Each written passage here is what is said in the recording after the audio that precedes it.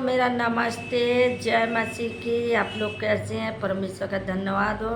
आज का वचन है लूका 7 अध्याय।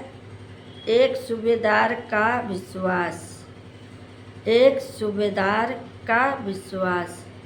सूबेदार का क्या विश्वास है? आइए इस वचन को हम सभी लोग सुनेंगे। जब वह लोगों से ये सारी बातें कह चुका तो कफरनहूम में आया। किससे का? यीशु प्रभु जब सारी बातें प्रभु के बारे में बता चुके तो वह वहाँ से चले और कफरनहूम में पहुँचे। वह किसी सूबेदार का एक दास जो उसका प्रिय था बीमारी से मरने पर था। हालेलुया। जब प्रभु यीशु वहाँ पे जा रहे थे और वहाँ पे प्रभु का शुभ समाचार सुना रहे थे तो वहाँ पे लोग थे और प्रभु का वचन सुनते ही और वहाँ पे एक सूबेदार था जो दास था परमेश्वर का बहुत भय और डर मानने वाला। वो परमेश्वर के पास गया और वो मरने पे था क्योंकि बीमार था। जो उसका दास था, सूबेदार का जो दास था वो बीमार था और वो मरने पे था। उसने यीशु की चर्चा सुनाकर यहूदियों के कई पुरानियों को उससे यह विनती करने को उसके पास भेजे कि आकर मेरे दास को चंगा करें। हालेलुया। सूबेदार ने अपने लोगों को भेजा प्रभु यीशु के पास और प्रभु यीशु का चर्चा उन्होंने सुना था कि यहाँ कोई है जो चंगा करने वाला, बीमारियों को दूर करने वाला। उसने प्रभु का वचन सुना था और अपने दास को भेजा कि जाके उसको बुला ला, प्रभु यीशु को, जो मेरे दास को चंगा कर दे। वे यीशु के पास आए। कौन आए? उसके चेले आए। यीशु के पास आए और उनसे बड़ी विनती करके कहने लगे। यीशु के पास आए और उनसे प्रार्थना करने लगे, हे प्रभु तू मेरी बातों को सुन। और उनसे बड़ी विनती करके कहने लगे, वह इस योग है कि तू उसके लिए यह कर। कह रहा है, प्रभु तू है इस योग है। मैं आपसे विनती और प्रार्थना करता हूँ प्रभु कि तू चल मेरे घर और मेरे दास बीमार है और तू उसे चंगा करे। तो उसे कहा तो क्योंकि तू इस योग है, क्योंकि वह हमारी जाति से प्रेम रखता है। हालेलुया। जो बीमार व्यक्ति था वो प्रभु से प्रेम रखता था। हालेलुया। यहाँ पे कहता है क्योंकि वह हमारी जाति से प्रेम रखता है और उसी ने हमें हमारे आराधनालय को बनाया है। उसी ने क्या किया? आराधनालय बनाया है। यीशु उनके साथ गया, पर जब वह घर से दूर न था तो सूबेदार ने उसके पास कई मंत्रियों के द्वारा कहला भेजा, हे प्रभु दुख ना उठा। कई लोगों को भेजा प्रभु उसके पास और कहा कि हे प्रभु दुख ना उठा, क्योंकि मैं इस योग नहीं कि तू मेरे छत के तले आए। कह रहा है, प्रभु तू दुख ना उठा क्योंकि मैं इस योग नहीं है जो तू मेरे छत के तले आए। इसी कारण, हालेलुया, यहाँ पे कहता है, इसी कारण मैंने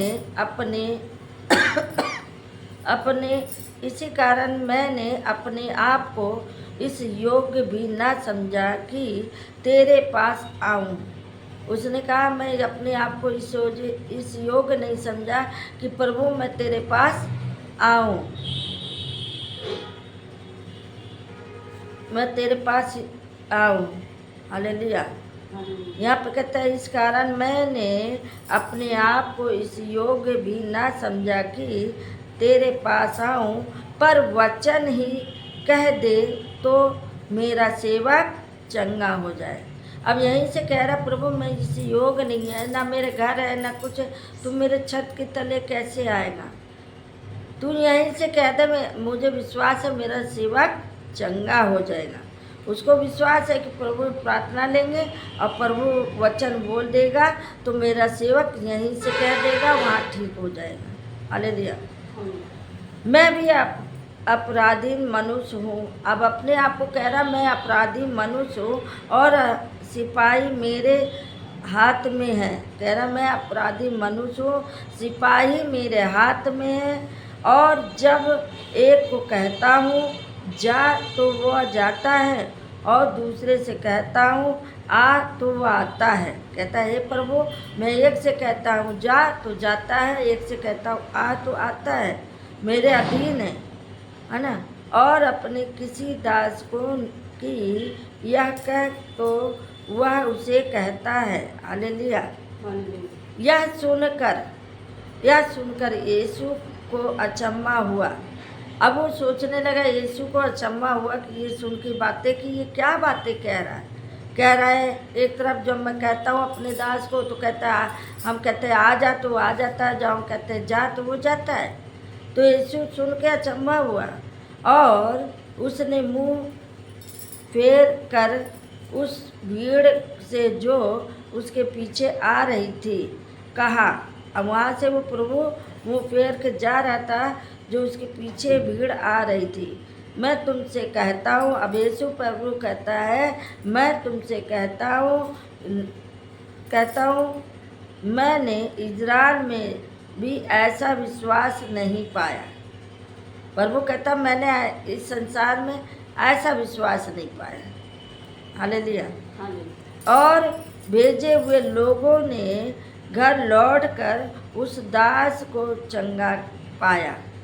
अब जो लोग वहाँ गए थे प्रभु यीशु के पास, तो प्रभु यीशु ने उसको विश्वास था कि प्रभु यहीं से प्रार्थना कर देगा तो हो जाएगा। जैसे आप लोग कहते हैं मैडम जी हमें प्रार्थना कर दीजिए, तो हम विश्वास के साथ करते हैं तो आप लोगों को हो जाता है। तो आप लोग कहते हैं कि हमने चमत्कार देखा प्रभु का, कि यहाँ से मैडम कह देंगे हमारे घर में ठीक हो जाएंगे, वो चंगे हो जाएंगे। उसी तरह वो विश्वास था, उसे मालूम था कि ये यहाँ से कह देगा तो चंगे हो जाएंगे। हालेलुया। अब प्रभु यीशु तो चाहता है तुम ठीक हो जाओ। यहाँ पे कहता है यीशु यूहन्ना को उसके चेलों ने इन सब बातों का समाचार दिया। यूहन्ना ने क्या किया, सारे चेलों को ये बातें बताया। तब यूहन्ना ने अपने चेलों में से 2 को बुलाकर प्रभु के पास यह पूछने के लिए भेजा। अब प्रभु के पास अपने चेलों को भेजा पूछने के लिए, क्या आने वाला तू ही है? प्रभु से पूछने के लिए लोगों को भेजा, कहा प्रभु यही है जो आने वाला है या हम किसी और की बाट देखें? कह रहे क्या हम किसी और के देखें? उन्होंने उसके पास आकर कहा, यूहन्ना बपतिस्मा देने वाले ने हमें तेरे पास यह पूछने को भेजा है। अब जो यूहन्ना है वो बपतिस्मा देने वाला है, वो क्या किया, वो पूछने लगा कि जो यूहन्ना जो मुझे बपतिस्मा देने वाला है उससे जाके पूछ, क्या ये वही है जो आने वाला है? हम किसी दूसरे को तो नहीं देख रहे। उसी घड़ी उसने बहुतों को बीमारियों और पीड़ाओं और दुष्ट आत्माओं से छुड़ाया।